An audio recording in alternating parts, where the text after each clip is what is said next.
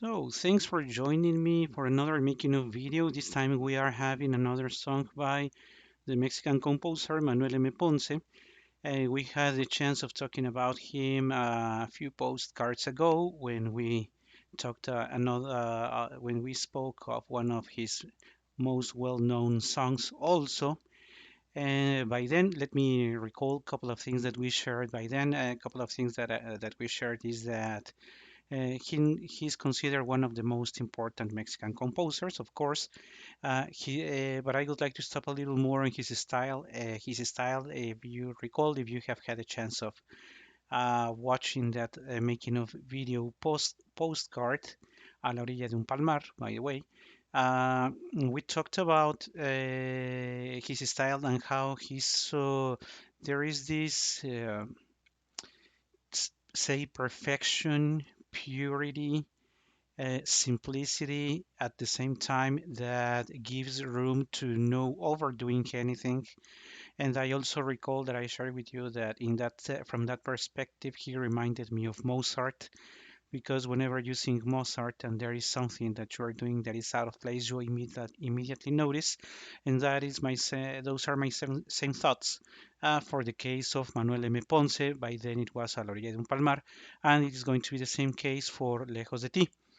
I usually share with you when it was the first time that I heard or that I read about, mostly heard or that I learned about a certain piece or the piece that I have been sharing with you weekly. That is not the case for this week because I really didn't have in mind having paid special attention to this song. We have to say that most singers do not usually include Manuel M. Ponce's songs in their recitals or concerts. And I think that is because, in one hand, as I was telling you, it is not so easy to sing from the perspective of the perfection that one has to do to each of the songs, but also because it doesn't have enough high notes. And you know that whenever a singer is showing his skills, he likes to keep high notes, high volume, to show the public, the audience, that he has great capacities in terms of his voice. And of course, you cannot display that much when there is a quiet song such as Manuel M. Ponce's pieces. So that would be my those would be my thoughts. But as you may realize soon, that is going to be something very very similar for the case of this week song Lejos de ti, which could be somehow translated. So I am far and away from you. Uh, of course, Lejos de ti has a special meaning in Spanish, which cannot be translated literally into English. So that's why there are some liberties that I took when I shared with you in the description of the postcard the meaning of the lyrics. Also, we will not stop a lot in the lyrics because I consider that it is not that they are not important, but I would like to share with you more on the thoughts on how the song goes about.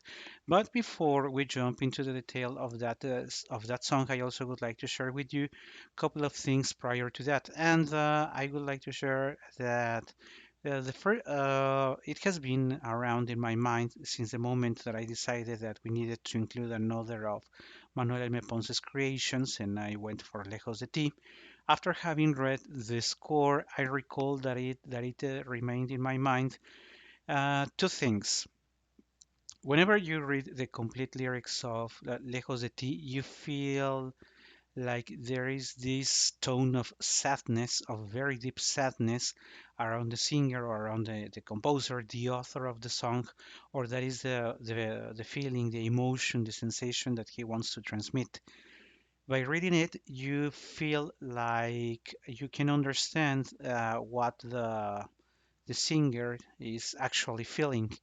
And what came to my mind when I read it, there were two things. The first thing that I would like to share with you is that whenever he talks about that missing part, it feels or it reminds me of the Greek myth of the creation and at some point the separation into two of humans that leads to a very interesting myth in one part. In the other part, there is about the thoughts about, or reminds me a lot about Werther, this opera by Jules Massenet, but I wouldn't like to jump into that level of detail. But because I would like to share with you first, I need to warn you that or share with you prior to listening to it that the quality of the sound is not very good. This is a recording of a live concert by Mexican soprano Alicia Torres Garza. Alicia Torres Garza was a soprano that was active mostly in the 70s and the 80s, and she was very much dared by the Mexican public. Um, a lyrical voice. I had a chance of attending one of her latest concerts in the year 2006. She was not very active by then, and if I remember well, she had been teaching at the Conservatorio Nacional de Música in Mexico. Not sure if it was there or at the Escuela Nacional de Música, but she had been teaching new voices to join the singing stage. So let's listen to that. I will put also on the screen at this moment the lyrics of the song, even though, as I was telling you, the quality of the recording is not very good. And I would like to start playing it. And again, please forgive me if the quality of the sound is not good enough.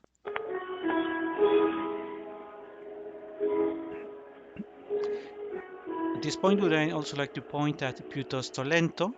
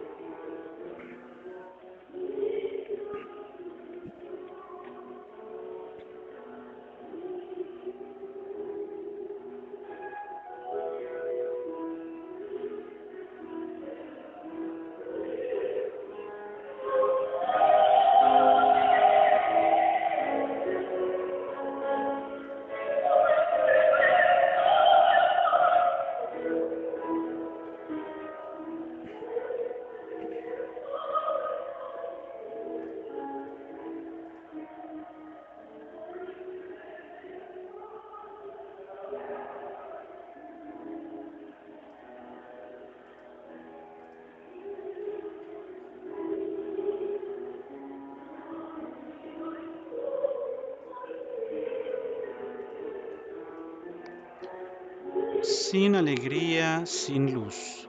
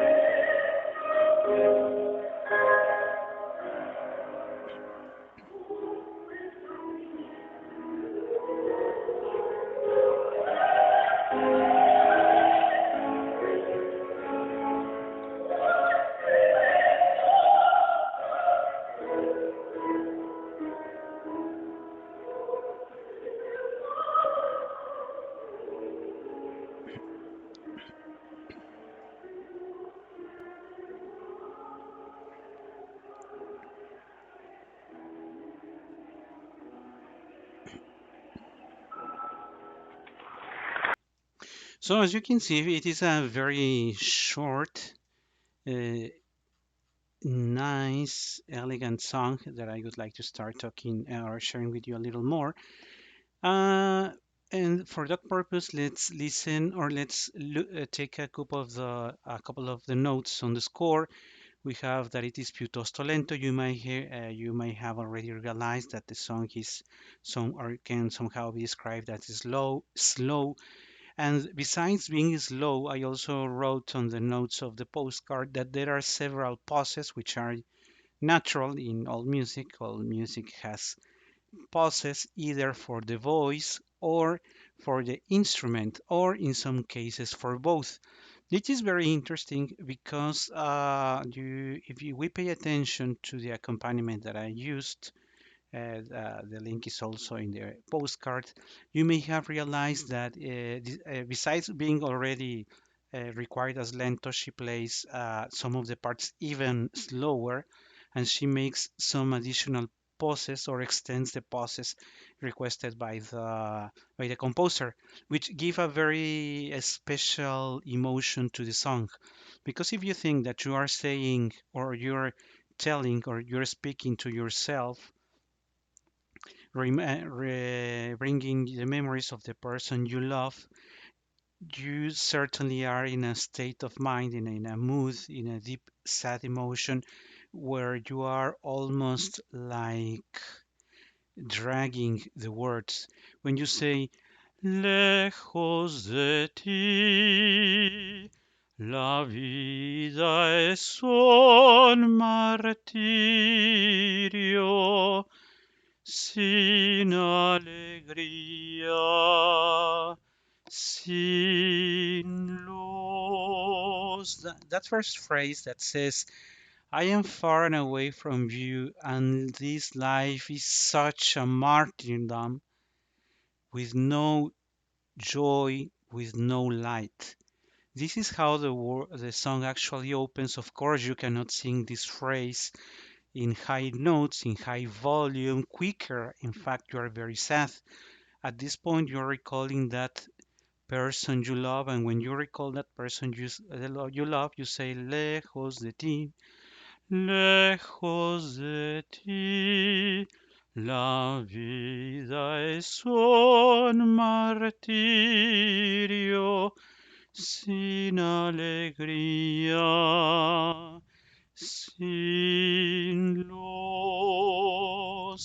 You see, there is much time invested in those notes for the remarks of sin luz. There is no light, there is no joy in my life. That's what your absence has brought to my life. Now, when the singer or when the story goes and says that now his own existence is now seen as cruel, and it is cruel, and there is this insane delirium only because and I would like to make a note here, porque me faltas tú, which is a phrase that is repeated a good number of times along the song. Porque me faltas tú. That expression is not well translated into English. It is the closest it seems to be I am missing you, but the expression in Spanish is much more deeper than that. It's not only extrañar. The expression porque me faltas tú makes reference to the fact that there is something missing, something that is absent now in our lives. And that's where I would like to talk or to share with you that when I was studying the song, it came to my mind the myth of the missing half, of which I am pretty sure many of you will be aware. This myth tells about, you can find it in the by the Greek philosopher Plato in the Aristophanes banquet.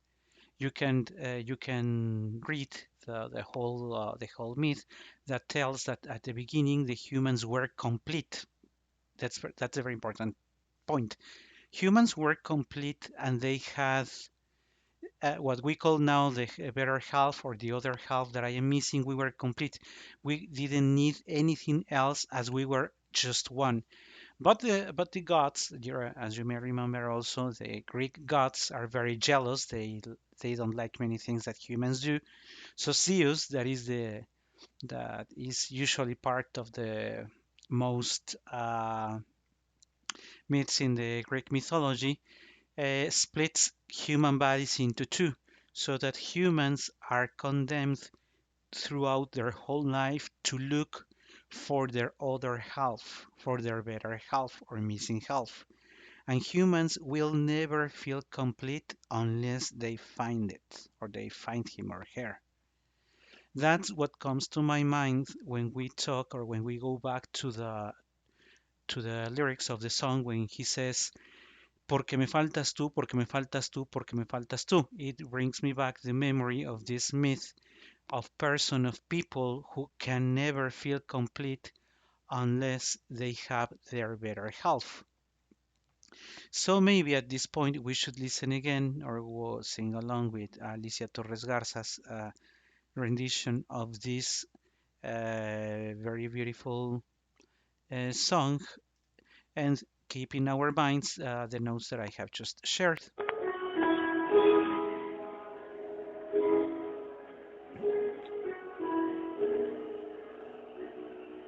In very slow volume, pianissimo. Lejos de ti, la vida es un martirio sin alegría, sin luz. Es la existencia cruel, loco delirio, porque me faltas tú, porque me faltas tú. Porque me faltas tú. There is a repetition, then we go again for lejos de ti. La vida es un martirio, sin alegría, sin luz, es la existencia cruel, loco delirio. These words of I am so far away from you that this life for me is such a martyrdom where I have no joy, there is no light. My cruel existence, this insane delirium, because, and I think that it's better expressed in French, because in French you use an expression that says tu me manques, and the expression tu me manques is much more loyal to what is in Spanish this missing part or this missing half that makes the absence of that missing half is what makes me feel so sad.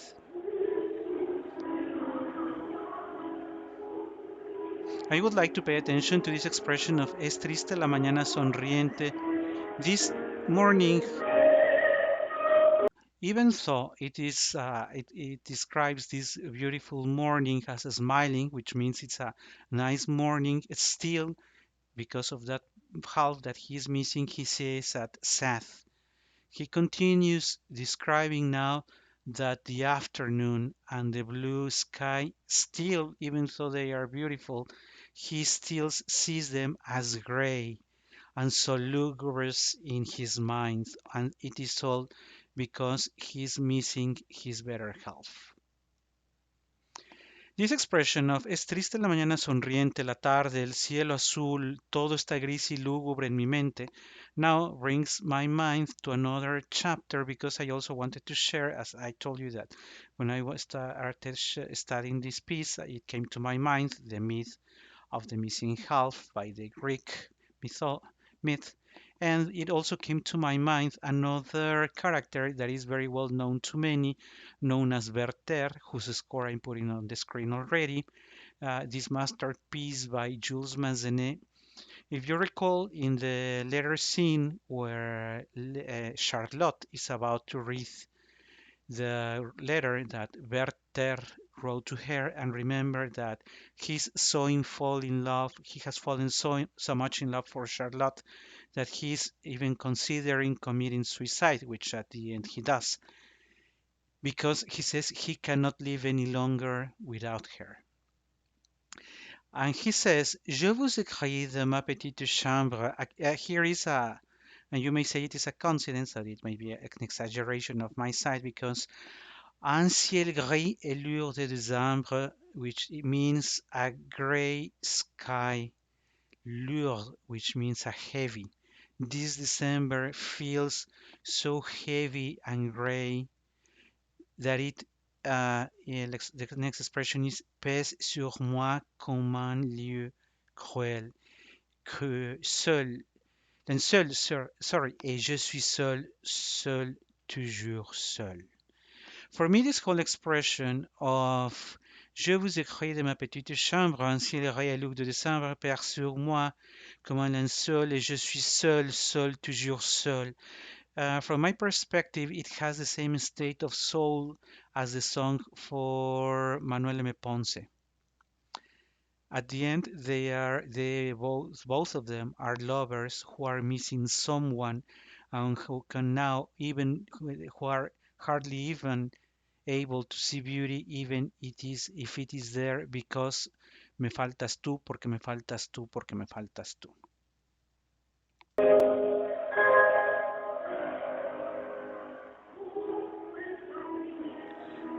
Luego habrá en mi mente, porque me faltas tú, porque me faltas tú, porque me faltas tú. By the way, I didn't find any note making reference to the same comparison that I just made that maybe Manuel M. Ponce wrote this song in the trying to portray the same state of the soul of the lover as Massenet did in Werther. But from my perspective, that's what we are actually seeing in here. And I hope you enjoyed this week's postcard, and I also hope to see you some other time. Thank you and bye bye.